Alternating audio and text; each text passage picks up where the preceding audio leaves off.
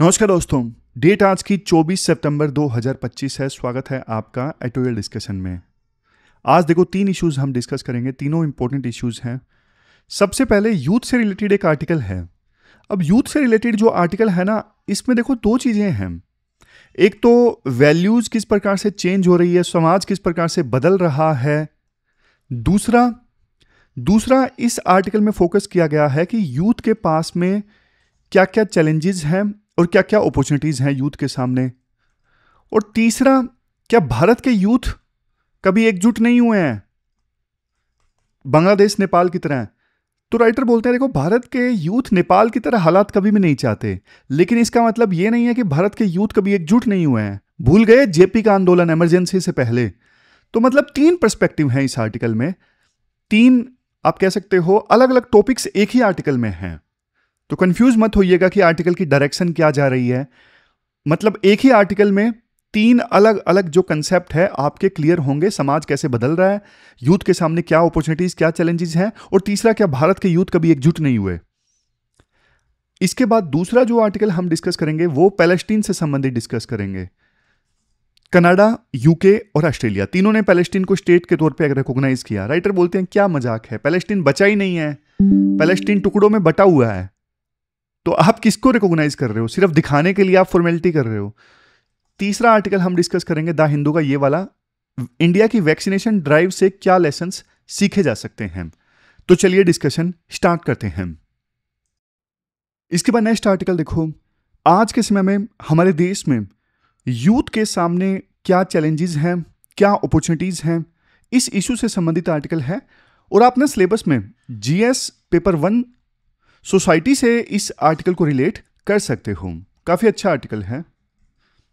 सबसे पहले देखो, शुरुआत में राइटर के द्वारा यह बोला जाता है कि ना आपके दादा दादी की दुनिया अलग थी, आपके माँ बाप की दुनिया अलग थी, और आपकी दुनिया बिल्कुल अलग है, पूरी तरह से बदल चुकी है।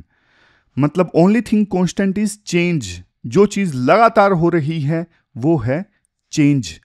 जैसे देखो, आपको याद होगा, एक एग्जाम्पल देखिए। कुछ समय पहले ना एसटीडी बूथ का चलन आया था। मतलब लोग बोलते थे कि एक एसटीडी बूथ लगवा लो, पूरी जिंदगी सेट है, पूरी जिंदगी इनकम आती रहेगी उस बूथ से। लेकिन देखो 4-5 सालों या फिर यूं बोले 10 सालों के अंदर अंदर मोबाइल फोन का चलन आ गया। और मोबाइल फोन का चलन आ गया तो ये जो एसटीडी बूथ थे पूरी तरह से फेल हो गए। मोबाइल फोन से लोग बात करने लगे। शुरू में ये एक रेवोल्यूशन से कम नहीं था, लेकिन देखो उसके बाद कितना तेजी से चेंज आया। चैटिंग वगैरह, वीडियो कॉल, पता नहीं क्या क्या ऑप्शन आ गए। तो मतलब देखो जमाना कितनी ज्यादा तेजी से चेंज हो रहा है। अगर कोई इस बदलते जमाने से अपने आप को अडेप्ट नहीं करेगा, लगातार सीखेगा नहीं, तो वो समाज में इररिलेवेंट हो जाएगा, वो आगे नहीं बढ़ पाएगा। ऐसी दुनिया आज बन चुकी है। कुछ एक्सपर्ट्स देखो ये बोलते हैं, हम इंफॉर्मेशन सोसाइटी को तो काफी पीछे छूट चुके हैं, अब नॉलेज सोसाइटी चल रही है। और कुछ एक्सपर्ट्स ये भी बोल देते हैं, नॉलेज सोसाइटी नहीं, विजडम सोसाइटी चल रही है। आप बोलोगे सर मतलब क्या है इनका? इंफॉर्मेशन, नॉलेज, विजडम, इनका मतलब तो समझाओ। ठीक है, थोड़ा सा मैं आपको मतलब बता देता हूं। इंफॉर्मेशन, नॉलेज और विजडम, तीनों में क्या डिफरेंस है? Information, knowledge and wisdom. आप एक सिंपल एग्जांपल समझिए। जैसे देखो, एक डॉक्टर है, डॉक्टर के पास में पेशेंट जाता है। पेशेंट बोलता है मुझे फीवर है, पेशेंट बोलता है कि मुझे खांसी भी है। तो डॉक्टर मतलब बहुत सारे सिम्टम्स पेशेंट बताता है, फीवर है, कफ है, ये सारी चीजें। तो ये इंफॉर्मेशन है जो डॉक्टर को मिली है। अब देखो डॉक्टर ने ना बहुत प्रैक्टिस की है, बहुत पढ़ाई की है। डॉक्टर इस सारी इंफॉर्मेशन को जोड़ता है कि अच्छा इस पेशेंट को फीवर है, खांसी है और ब्लड रिपोर्ट ऐसी आई है। तो उस सारी इंफॉर्मेशन को जोड़ के डॉक्टर अंदाजा लगाता है कि इस पेशेंट को है न्यूमोनिया। क्या है? न्यूमोनिया है। तो डॉक्टर ने सारी इंफॉर्मेशन को जोड़ के, जो ये सारी कड़ियों को जोड़ के कंक्लूजन निकाला कि इस पेशेंट को निमोनिया हुआ है, ये है नॉलेज। और वो सारी इंफॉर्मेशन जो पेशेंट ने बताई कि मुझे फीवर भी है, मुझे कफ भी है, मुझे सांस लेने में थोड़ी सी दिक्कत आ रही है, तो ये सब है इंफॉर्मेशन। अब आप बोलोगे सर विजडम क्या है? ये तीसरी स्टेज है। अब देखो डॉक्टर ये देखता है कि पेशेंट की फाइनेंशियल कंडीशन ठीक नहीं है, अगर मैंने इसको एक्सपेंसिव एंटीबायोटिक लिख दी तो ये खरीदेगा नहीं और ये बीमार का बीमार ही रह जाएगा। तो डॉक्टर लगाता है अपना दिमाग, डॉक्टर उस पेशेंट को ना जेनरिक जो ड्रग है ना वो प्रिस्क्राइब करता है, जो सस्ती आएगी, पेशेंट ले पाएगा और इलाज हो जाएगा। तो ये क्या है डॉक्टर की? ये डॉक्टर की है विजडम, कि उसने मतलब पेशेंट की फाइनेंशियल कंडीशन को देखते हुए जो दवाइयां हैं वो प्रिस्क्राइब करी। देखो, विजडम का मतलब है अपने नॉलेज को एम्पैथी के साथ में इंप्लीमेंट करना, मतलब अपने नॉलेज को सही गलत की समझ और इंसानियत के साथ में इस्तेमाल करना, ये होता है विजडम। तो तीनों के बीच में आपको डिफरेंस पता लग गया। एक और एग्जांपल बता देता हूं, एथिक्स में ये पूछा जा सकता है इसलिए मैंने आपको एग्जांपल के साथ बता दिया।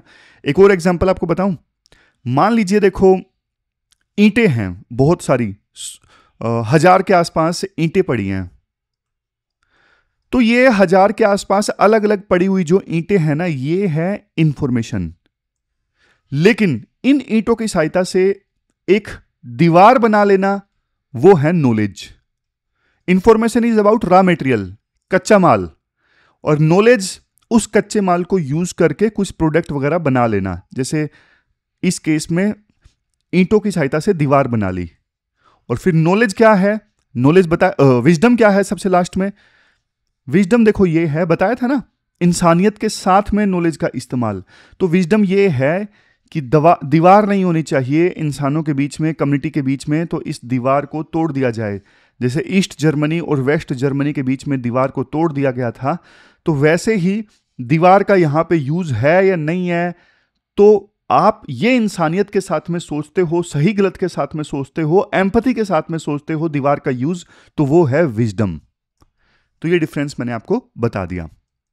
तो आज का जो युग है ना, वो विजडम सोसाइटी में एंटर करने लगा है, और इंफॉर्मेशन सोसाइटी को तो हम काफी पीछे छोड़ चुके हैं। अब देखो इसके बाद क्या बोलते हैं राइटर, इसके बाद बोलते हैं देखो आज ना दुनिया कैसे बदल रही है, इसके पॉजिटिव पहलू भी हैं और नेगेटिव पहलू भी हैं। अगर यूथ के लिए हम पहले पॉजिटिव पहलू डिस्कस करें, तो सबसे पहले आता है, आज देखो जो गवर्नमेंट पॉलिसीज हैं, सरकार की जो नीतियां हैं ना, वो आपको सिर्फ एक डिग्री के लिए नहीं बल्कि जिंदगी भर नया कुछ सीखते रहने के लिए एंकरेज करती हैं। मतलब देखो, पढ़ाई अब ना स्कूल कॉलेज में खत्म होने वाली चीज नहीं है। आप कभी भी कुछ भी कहीं से भी सीख सकते हो और सिस्टम उसको मान्यता देगा। जैसे नेशनल एजुकेशन पॉलिसी 2020 है, इसमें मल्टीपल एंट्री और एग्जिट सिस्टम का प्रोविजन है। मान लीजिए आपने बीटेक में एडमिशन लिया, अगर 1 साल बाद आप बीटेक को छोड़ देते हैं तो भी आपको सर्टिफिकेट मिलेगा, 2 साल बाद छोड़ते हैं तो आपको डिप्लोमा मिलेगा, 5 साल बाद आप वापस बीटेक कंप्लीट करना चाहते हो तो भी आपकी मेहनत बेकार नहीं जाएगी। सरकार ने देखो स्वयं पोर्टल बनाया है, हालांकि उसको बहुत अच्छा कर सकती है सरकार पोर्टल को, अभी तो बना के छोड़ दिया है, कई बार ऐसा लगता है एआई के ज़माने में। तो स्वयं पोर्टल पे आप आईआईटी आईआईएम के प्रोफेसर्स के कोर्सेज से सीख सकते हो बिना वहाँ पे एडमिशन लिए। कंसेप्ट अच्छा है, लेकिन कोर्सेज की क्वालिटी और ज़्यादा इंप्रूव की जा सकती है। तो पॉइंट समझ गए ना? पॉइंट ये है, सरकार की नीतियाँ अच्छी हैं, वो आपको एंकरेज करती है, आप जिंदगी भर सीखते रहिए। और दूसरा देखो, अब ना इनोवेशन पे फोकस है। सरकार अब सिर्फ नौकरियों पर नहीं बल्कि इनोवेशन और रिसर्च पे जोर दे रही है। एक माहौल बनाया जा रहा है जहां पे देखो नए आइडियाज को बढ़ावा मिले।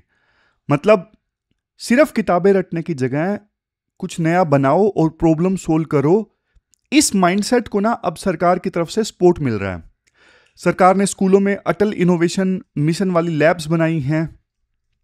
ये बढ़िया कंसेप्ट है कि बच्चे प्रैक्टिकल करके सीखते हैं। अटल इनोवेशन मिशन वाली लैब्स, सरकार स्टार्टअप्स को एंकरेज करने के लिए समय समय पे इवेंट्स चलाती रहती है। और इवन सरकार ने तो देखो स्कीम्स भी चलाई है। सरकार कहती है कि अब आप सिर्फ जॉब मत करो, जॉब क्रिएटर बनो। समझ रहे हो? जॉब क्रिएटर बनो। तो इसके लिए सरकार स्टैंड अप इंडिया, मुद्रा स्कीम, वो सब चला रही है। और इसके बाद में कुल मिला के देखो, पॉइंट ये है कि आज के टाइम में ना अगर आपके पास एक दमदार आइडिया है तो रिसोर्सेज मिलना पहले से काफ़ी ज़्यादा आसान हो गया है। सिर्फ सरकार से नहीं बल्कि प्राइवेट सेक्टर से भी रिसोर्सेज मिल जाते हैं।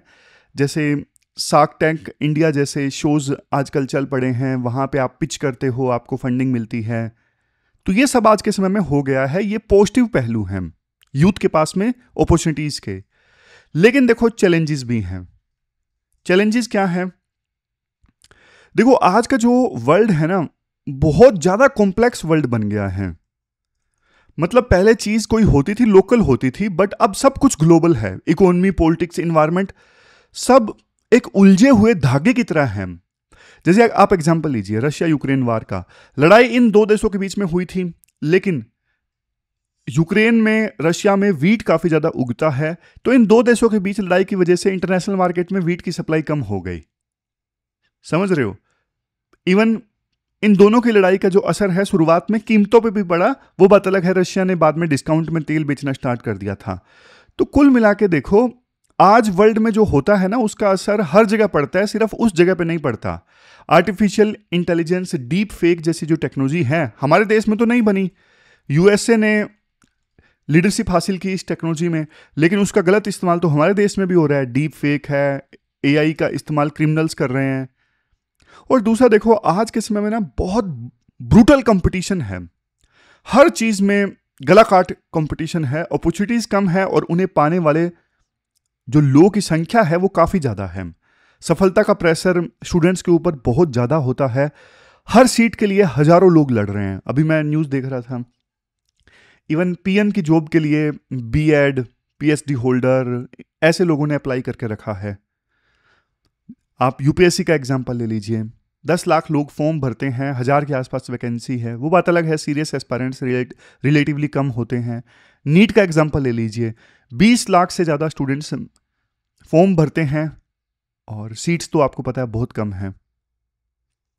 तो मतलब कंपटीशन ज़्यादा है। फिर नेक्स्ट चैलेंज ये है, सोसाइटी आज के समय में बहुत ज़्यादा इनसेंसिटिव है।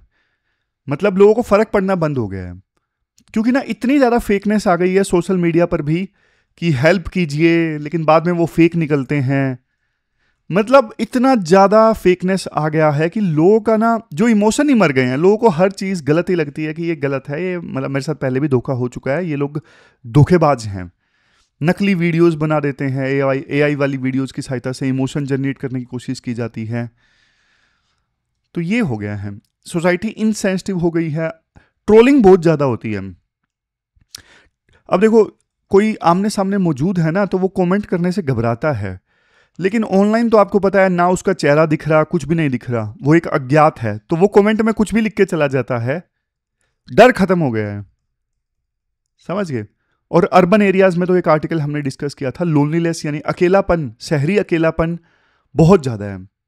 वैसे लोग देखो पहले से ज़्यादा कनेक्टेड हैं सोशल मीडिया की वजह से, लेकिन सोशल मीडिया की वजह से ज़्यादा कनेक्टेड है, लेकिन आपस में दोस्ती वगैरह नहीं है, नाम नाम के कनेक्टेड हैं। समझ गए? और आर्म रेस का माइंडसेट आज के समय में डेवलप हो रहा है। यूथ जो हैं वो ज़्यादा एग्रेसिव हैं कि हाँ हमारा देश पाकिस्तान के साथ लड़ाई कर ले, इस पे हमला कर दे। जो वायलेंस वाला जो एटीट्यूड है ना, वो ज़्यादा इमर्ज होके आ रहा है यूथ में, ना सिर्फ हमारे देश के यूथ में बल्कि अलग अलग देशों के यूथ में। तो ये चैलेंजेस हमने डिस्कस कर लिए, अपॉर्चुनिटीज भी डिस्कस की, चैलेंजेस भी डिस्कस किए। अब राइटर एक बात बोलते हैं, देखो नेपाल, श्रीलंका, बांग्लादेश, इन तीनों जगह पे यूथ ने प्रोटेस्ट किया और फिर एक डिबेट चल पड़ी कि क्या हमारे देश में ऐसा हो सकता है। कुछ लोगों ने बोला कि हमारे देश में संभव नहीं है। राइटर बोलते हैं देखो हमारे देश के जो यूथ है ना, ऐसा नहीं है कि हमेशा से चुप ही रहे हैं, नहीं। आप 1974 याद कीजिए, 1974 गुजरात में एक नवनिर्माण आंदोलन चला था। शुरुआत हुई थी एक छोटी सी बात से, कॉलेज मेस की ना फीस बढ़ा दी गई थी, तो स्टूडेंट्स ने प्रोटेस्ट स्टार्ट किया। बट बात सिर्फ फीस की नहीं थी, वो सिर्फ एक ट्रिगर था। ये लोगों का गुस्सा था करप्शन के अगेंस्ट, बेरोजगारी के अगेंस्ट, महंगाई के अगेंस्ट। तो पूरा गुजरात उस समय गुजरात स्टूडेंट्स के साथ में खड़ा हो गया। और फिर इसका रिजल्ट ये निकला, उस समय चीफ मिनिस्टर चिम्मन भाई पटेल थे, उनको रिजाइन करना पड़ा, स्टेट असेंबली को डिसॉल्व कर दिया गया, सरकार गिर गई और फिर शायद प्रेसिडेंट रूल लगाया गया था, राइट। ये तो मैंने आपको गुजरात का एग्जाम्पल बताया नवनिर्माण आंदोलन का, लेकिन नवनिर्माण आंदोलन के बाद क्या हुआ? नवनिर्माण आंदोलन के बाद चली जेपी मूवमेंट। जेपी मूवमेंट मतलब गुजरात से इंस्पिरेशन लेके बिहार में आंदोलन शुरू हुआ और उसे लीड किया जयप्रकाश ने। एक गांधीयन लीडर थे जिनकी इंटीग्रिटी पे कोई सवाल नहीं उठा सकता था। उन्होंने एक नारा दिया था उस समय, टोटल रेवोल्यूशन, मतलब संपूर्ण क्रांति। और इस क्रांति से ना, जेपी की क्रांति से नए नए लीडर निकले। आज के जो लीडर है ना, लालू प्रसाद यादव, नीतीश कुमार, सुशील मोदी जी की तो डेथ हो गई है, तो ये लीडर निकले थे उस जेपी मूवमेंट से। लेकिन अफसोस की बात यह है, जेपी जैसी इंटीग्रिटी जो है वो मेंटेन नहीं कर सके ये सारे लीडर्स। इंपैक्ट क्या हुआ था इस जेपी मूवमेंट का?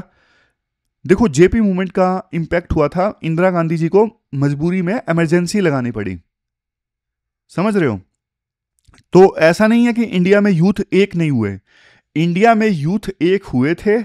अगर यूथ को कोई एक सेल्फलेस लीडर मिल जाए ना, तो फिर वो देखो सिस्टम को बदल सकता है। अन्ना हजारे के नेतृत्व में लोग एक हो गए थे, वो बात अलग है, बाद में पार्टी बनी, पार्टी पे आरोप लगे। तो आज हमारा यूथ भी ना करप्शन और नेपोटिज्म के खिलाफ खड़ा हो सकता है, लेकिन कभी भी राइटर साफ कर रहे हैं कि हमें नेपाल जैसी क्रांति नहीं चाहिए, हमें नेपाल और भूटान जैसे हालात नहीं चाहिए जहां पे एनार्की हो। यूथ के एकजुट होने का मतलब है कि यूथ अपने हकों की मांग करे, सिस्टम में रिफॉर्म लेके आए, ना कि सड़कों पे पार्लियामेंट को जलाएं, नहीं। और बल्कि राइटर तो ओपोजिशन को भी हिदायत देते हैं कि आप देश के यूथ को भड़काइए मत, बिल्कुल भी। हमें इन हमारे पड़ोसी देशों जैसे हालात हमें बिल्कुल नहीं चाहिए। फिर राइटर ना कंपेयर करते हैं, राइटर बोलते हैं देखो, आप ना आज के यूथ के सेंटिमेंट्स को ना 1950s के यूथ के सेंटिमेंट्स के साथ में कंपेयर कीजिए। देश नया नया आजाद हुआ था, उनके सामने लीडर्स थे नेहरू, पटेल, शास्त्री जैसे लीडर्स जिन्होंने देश के लिए अपना सब कुछ निछावर कर दिया था। तो उन लीडर्स से ना देश के यूथ को उम्मीद थी, एक नया देश बन रहा था, पढ़ाई पूरी की थी तो जॉब मिलने की उम्मीद थी, रिक्रूटमेंट एजेंसीज पे भरोसा था, ऑनेस्टी थी। Paper leak mafia, solver, jobs for land, ये वर्ड्स किसी ने सुने तक नहीं थे उस समय। लेकिन आज क्या यूथ देखिए, उनके सामने जो लीडर्स हैं वो सिर्फ पावर के पीछे भाग रहे हैं, वो समाज को तोड़ने के लिए तैयार हैं सत्ता हासिल करने के लिए, वो सिर्फ पैसा जमा करने के लिए सत्ता चला रहे हैं। ऐसे लीडर्स हैं आज के देश के यूथ के सामने।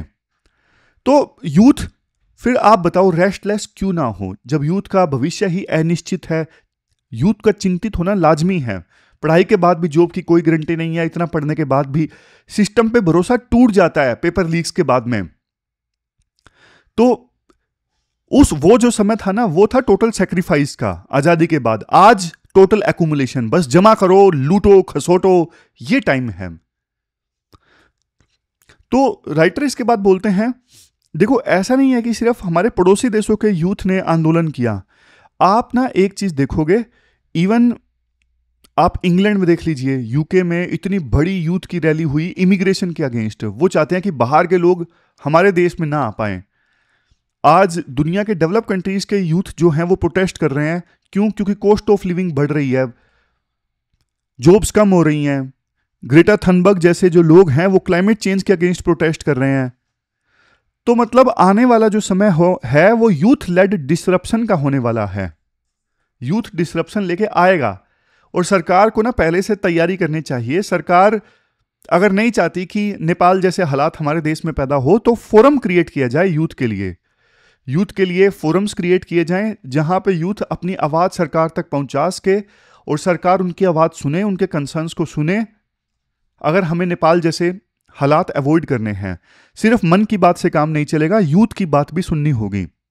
और नेक्स्ट चीज़ देखो, आप रिफॉर्म लेके आओ ना। इतने सालों से करप्शन हम कर रहे हैं, करप्शन क्यों नहीं खत्म हुआ है? नेपोटिज्म पॉलिटिक्स में क्यों है इतना ज़्यादा?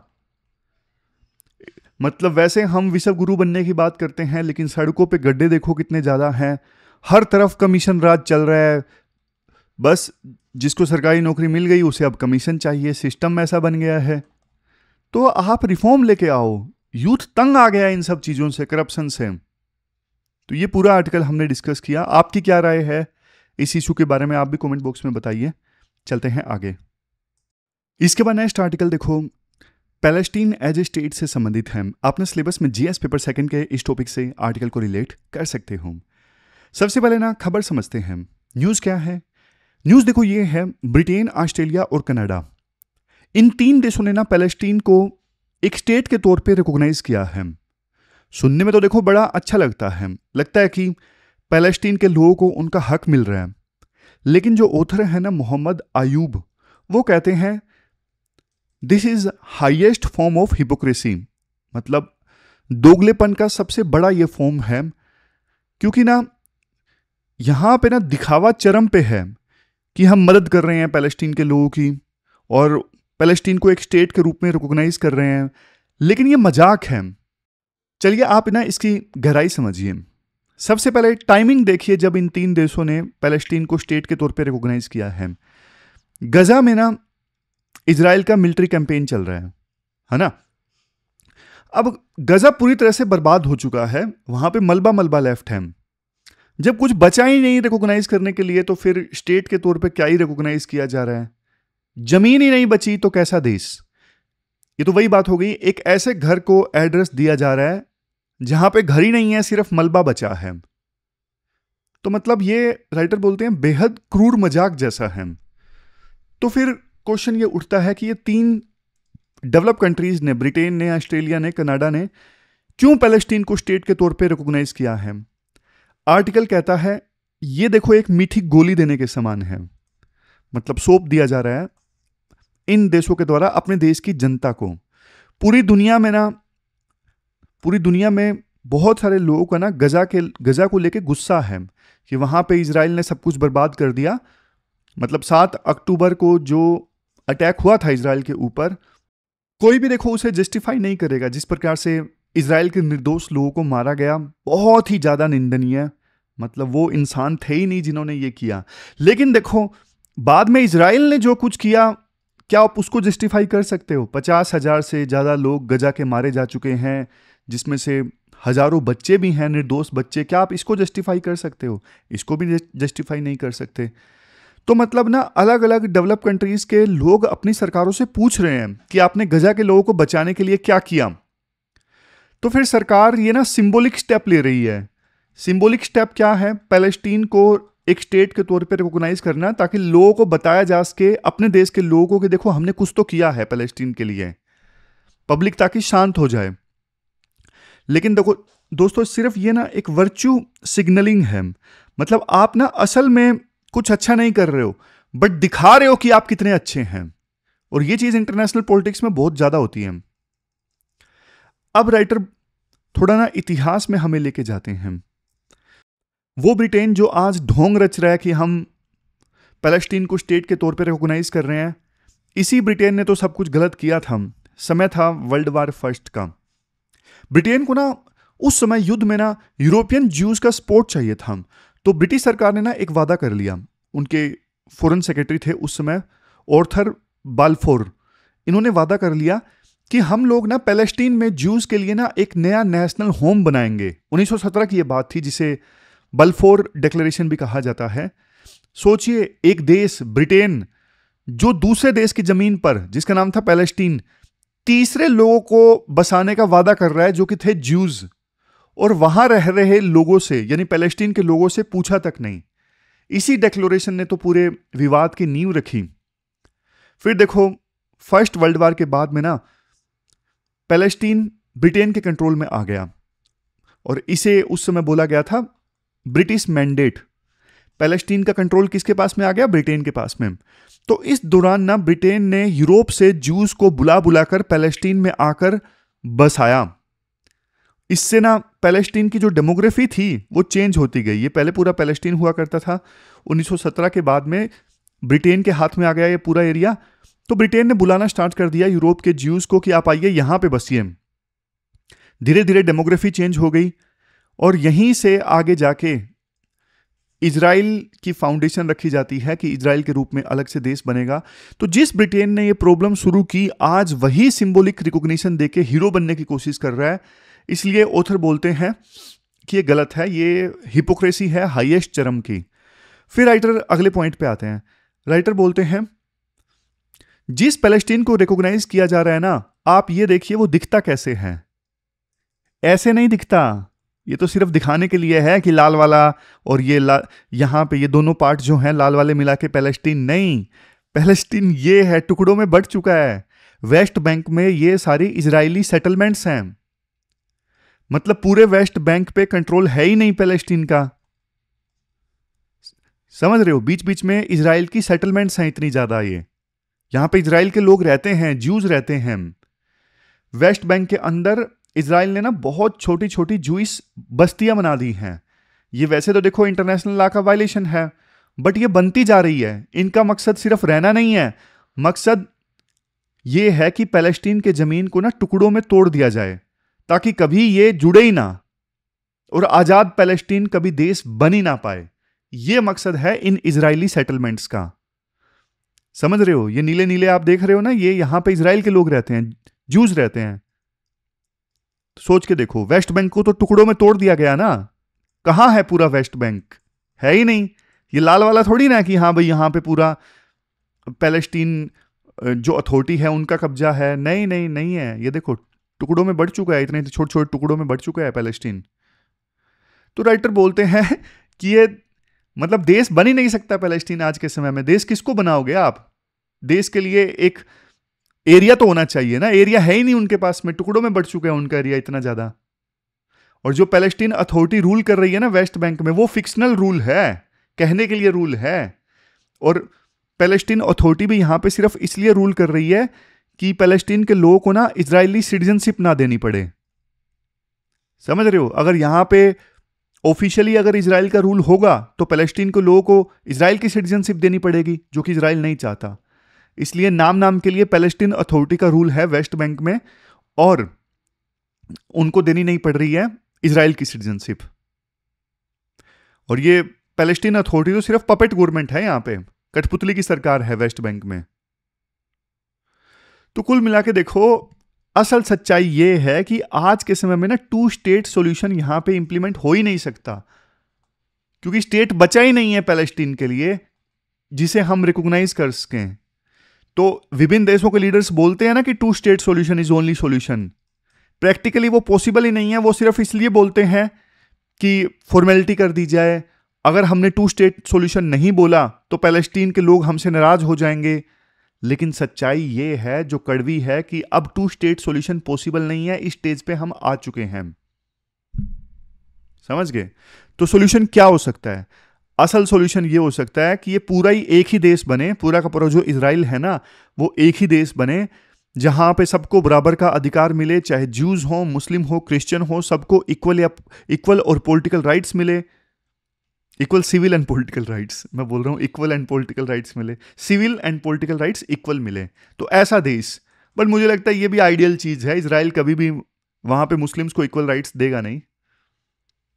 यहां पे असल में सिस्टम आएगा अपार्थीड वाला। अपार्थीड मतलब जो साउथ अफ्रीका में रूल था ना, वहां पे जो वाइट्स थे वो ब्लैक्स के साथ में गलत बिहेव करते थे, रंग भेद की नीति थी।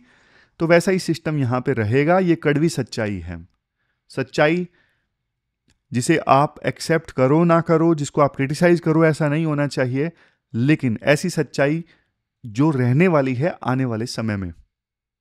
समझ गए? चलते हैं आगे। इसके बाद नेक्स्ट आर्टिकल देखो, इंडिया की वैक्सीनेशन ड्राइव से क्या लेसन सीखे जा सकते हैं, इस इशू से संबंधित है। आप सिलेबस में ना जीएस पेपर सेकंड के इस टॉपिक से आर्टिकल को रिलेट कर सकते हो। वैक्सीनेशन यानी बच्चों को वैक्सीन देना, चाहे वो टीके की फॉर्म में हो, ओरल ड्रॉप्स की फॉर्म में हो, ये देखो एक ना कवच जैसा है। वैक्सीनेशन एक शील्ड प्रोवाइड करता है बच्चों को, डिजीज से बचाती है ये शील्ड, ये कवच डिजीज से बचाता है। पब्लिक हेल्थ का ना सबसे पावरफुल टूल है वैक्सीनेशन। कम खर्चे में ज्यादा जिंदगियां बचती हैं। और इंडिया का जो बहुत वर्ल्ड का सबसे बड़ा इम्यूनाइजेशन प्रोग्राम है, जिसको बोलते हैं यूआईपी, यूनिवर्सल इम्यूनाइजेशन प्रोग्राम, ये भारत सरकार का ना फ्री वैक्सीनेशन प्रोग्राम है और इसकी शुरुआत हुई थी 1985 में। हर साल 2.6 करोड़ इन्फेंट्स को ना वैक्सीन दी जाती है इस प्रोग्राम में, और इवन 2.9 करोड़ प्रेग्नेंट वुमेन को भी वैक्सीन दी जाती है। तो ये नंबर जो है वो ऑस्ट्रेलिया की पॉपुलेशन से भी बड़ा नंबर है। आप सोच के देखिए फायदा क्या हुआ, इस वैक्सीनेशन ड्राइव का कितना बड़ा फायदा हुआ। आप ये देखिए हमारा जो अंडर 5 मोर्टेलिटी रेट है ना कितना कम हो गया। अंडर 5 मोर्टेलिटी रेट मतलब 1000 पैदा हुए बच्चे, उनमें से कितने बच्चों की डेथ हो जाती है 5 साल की एज अचीव करने से पहले। 2014 में ये आंकड़ा था 45 और 2021 में ये आंकड़ा घट के हो गया है 31। और ये सिर्फ देखो नंबर कम नहीं हुआ है, बच्चों की जिंदगियां बची हैं।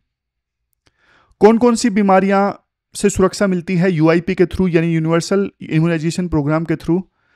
यूआईपी में देखो 12 जानलेवा बीमारियों के अगेंस्ट वैक्सीन है, जैसे डिप्थेरिया, टेटनस, पोलियो, मिजल्स। सोचो एक बच्चे को ना 12 डिजीज से लड़ने की शक्ति मिलती है फ्री ऑफ कॉस्ट। और पिछले 10 सालों में ना 6 नई वैक्सीन जोड़ी गई हैं, जैसे रोटा वायरस, ये डायरिया से बचाती है। इसके अलावा पीसीवी है, पीसीवी वैक्सीन जो है न्यूमोनिया से बचाता है।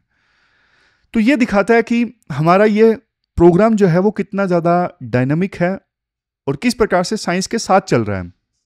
लेकिन इसके बाद ना राइटर बोलते हैं देखो सिचुएशन हमेशा इतनी बेहतर नहीं थी। 2014 से पहले ना हमारे देश में कवरेज बच्चों का सिर्फ 62% था, मतलब 100 में से 38 बच्चों तक तो टीका पहुंच ही नहीं पा रहा थी, वैक्सीन पहुंच ही नहीं पा रही थी। तो ये एक आग की तरह था जो कभी भी फैल सकती थी। तब सरकार ने ना 2014 में लॉन्च किया मिशन इंद्रधनुष। क्या लॉन्च किया गया? मिशन इंद्रधनुष। कब लॉन्च किया? 2014 में। नाम में ही इसका मिशन छुपा है। इंद्रधनुष के 7 रंग होते हैं ना, उसी प्रकार से इस मिशन का टारगेट था उन बच्चों तक पहुंचना जो रह गए हैं। तो मिशन इंद्रधनुष ने क्या अलग किया जो 2014 में लॉन्च किया गया था? मैं आपको बता देता हूं। मिशन इंद्रधनुष 2014 में लॉन्च किया गया था, क्या अलग किया? देखो इसका अप्रोच नॉर्मल नहीं था।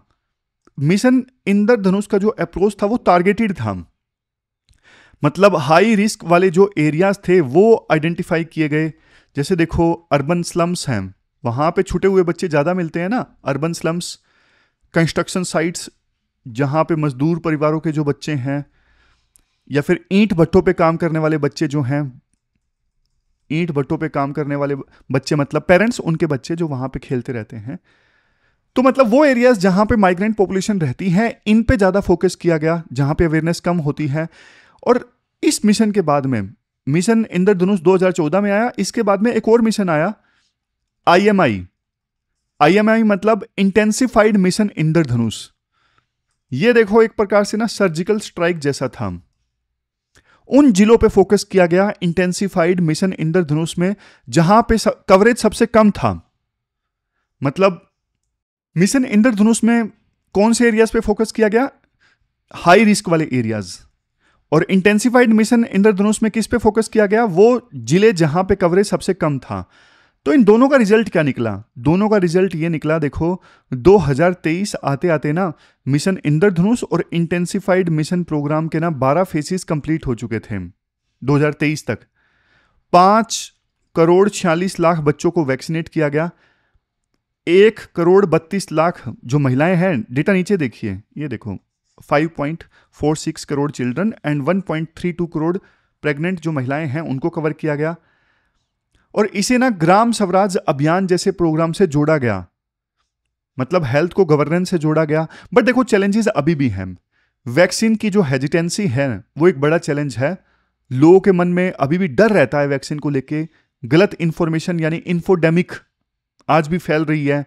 रिमोट इलाकों तक पहुंचना एक चैलेंज है। तो इन सब पर हमें काम करने की आवश्यकता है ताकि जो बचा खुचा कवरेज है उसे भी हम कवर कर सकें। फिर राइटर बोलते हैं, देखो एक समय था पोलियो ना हमारे देश के लिए अभिशाप था। जीत की कहानी कैसी है रही वो राइटर बता रहे हैं। राइटर बोलते हैं एक समय में ना पोलियो हमारे देश के लिए अभिशाप था। हजारों बच्चे हर साल पोलियो का शिकार होते थे और हमें ना दुनिया का सबसे बड़ा पोलियो कैपिटल कहा जाता था। लेकिन फिर हमने चलाया बहुत बड़ा पोलियो कैंपेन, 2 बूंद जिंदगी की। अमिताभ बच्चन जी की जो आवाज है वो घर घर गूंजती रही। रिजल्ट 2011 में पोलियो का आखिरी केस मिला और 3 साल बाद 2014 में WHO ने इंडिया को पोलियो फ्री डिक्लेयर कर दिया।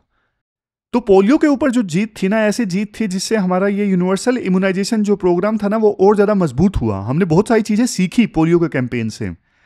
फिर एक और मेगा कैंपेन चला 2017 से लेके 2019 के बीच में। ये क्या कैंपेन किसके अगेंस्ट था? ये कैंपेन था मीजल्स और रूबेला के अगेंस्ट। टारगेट आसान नहीं था, 9 महीने से लेके 15 साल तक के बच्चों को कवर करना था। तो इस कैंपेन में ना 34.8 करोड़ बच्चों को वैक्सीनेट किया गया, ऑलमोस्ट अमेरिका की पॉपुलेशन के बराबर। लेकिन देखो, कोविड से धक्का लगा। कोविड की वजह से रूटीन इम्यूनाइजेशन डिसरप्ट हुआ। 2022 से लेके 24 के बीच में मिजल्स के बहुत सारे केसेस सामने आए। तो ये एक वार्निंग थी, मतलब इम्यूनिटी कुछ बच्चों की रह गई है कमजोर, उसे ठीक करना है। तो सरकार ने ना तुरंत एक्शन लिया। सरकार ने फिर मिजल्स रूबेला के लिए ना इंटेंसिफाइड मिशन इंद्रधनुष 5.0 लॉन्च किया, IMI 5.0। ये मिजल्स रूबेला के अगेंस्ट लॉन्च किया था। ये देखो, क्योंकि इम्यूनाइजेशन में गैप रह गया था कोविड की वजह से, तो सरकार को ये स्पेशल प्रोग्राम लॉन्च करना पड़ा। और अब टारगेट ये है यूनिवर्सल कवरेज हासिल करना, कोई बच्चा छूटना नहीं चाहिए। फिर राइटर टेक्नोलॉजी की भी तारीफ करते हैं यूनिवर्सल कवरेज में। हमने देखो कोविन प्लेटफॉर्म बनाया कोविड के दौरान। कोविन जो प्लेटफॉर्म था ना, कोविड-19 की वैक्सीनेशन की बैकबोन था। इसने सब कुछ मैनेज किया। वैक्सीन के लिए लोग अपॉइंटमेंट किस प्रकार से ले रहे थे, स्लॉट अवेलेबिलिटी, डिजिटल सर्टिफिकेट, मतलब 130 करोड़ लोगों का डेटा देखो मैनेज करना कोई मजाक नहीं था। लेकिन कोविन प्लेटफॉर्म ने अच्छा काम किया। फिर सरकार ने कोविन से सीखा कि बच्चों को टीका लगता है, उसके लिए एक अलग प्लेटफॉर्म बनाया जा सकता है, जो बनाया गया यूविन। समझ रहे हो, कोविन की सक्सेस के बाद सरकार ने यूविन प्लेटफॉर्म बनाया। यूविन प्लेटफॉर्म किस लिए था? यही बच्चों के लिए जो टीका लगता है ना, उन सब चीजों को मैनेज करने के लिए। फिर और भी नए प्लेटफॉर्म है, जैसे ईविन है। ईविन क्या है? Electronic vaccine intelligence network.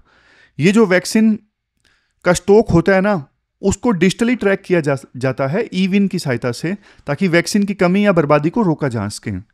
मतलब कहने का ये है, आप एग्जाम्पल दे सकते हो कि टेक्नोलॉजी की सहायता से यूनिवर्सल कवरेज को मजबूत बनाया गया है और वैक्सीनेशन को और एग्रेसिवली किया गया है, रिसोर्सेज बचाए गए हैं डिजिटल टूल्स की सहायता से। फिर राइटर इसके बाद लास्ट में देखो ये बोलते हैं, कोविड-19 की महामारी ना हमारे लिए एक लिटमस टेस्ट थी और इंडिया ना इस लिटमस टेस्ट में पास हो गया। लिटमस टेस्ट कैसी थी? जब पेंडेमिक शुरू हुआ, दुनिया में देखो वैक्सीन के लिए ना मारामारी थी बहुत ज़्यादा। अमीर देश सारे डोज स्टॉक कर रहे थे, पर इंडिया ने ना अपनी डोमेस्टिक कैपेसिटी पे भरोसा किया। पब्लिक प्राइवेट पार्टनरशिप का बेहतरीन एग्जाम्पल हमने देखा। सीरम इंस्टीट्यूट ने कोविशील्ड बनाई, भारत बायोटेक ने कोवैक्सीन बनाई। हमने अपनी जरूरत खुद पूरी की, हम किसी दूसरे देश के ऊपर डिपेंडेंट नहीं रहे। जनवरी 2023 तक 220 करोड़ डोज हमने लगा दिए कोविड की वैक्सीन के। 97% सिटीजन्स को एक डोज लग गए थे और 90% सिटीजन्स को 2 डोज लग गए थे। तो ये अपने आप में देखो वर्ल्ड रिकॉर्ड है। बल्कि हमने ना वैक्सीन दूसरे देशों को भी भेजी, दूसरे देशों को भी हमने वैक्सीन भेजी। वैक्सीन मैत्री एक इनिशिएटिव उस समय चलाया गया था। सरकार ने बोला हम वासुदेव कुटुंबकम की पॉलिसी पे विश्वास रखते हैं, पूरा वर्ल्ड एक फैमिली है। तो हमने कई सारे अपने मित्र देशों को वैक्सीन भेजी। तो आगे की अप्रोच कैसी होनी चाहिए? आगे की अप्रोच होनी चाहिए वन हेल्थ अप्रोच। मतलब देखो, सक्सेस मिल गई, अवार्ड मिल गया, लेकिन देखो ओवर कॉन्फिडेंस होकर नहीं चलना है। कुछ चीजों का ध्यान रखना है। आप ना सर्विलियंस को इम्यूनाइजेशन से जोड़ो। मतलब क्या है इस चीज का? इसका मतलब देखो ये है, हमें ना बीमारियों पे नजर रखनी है।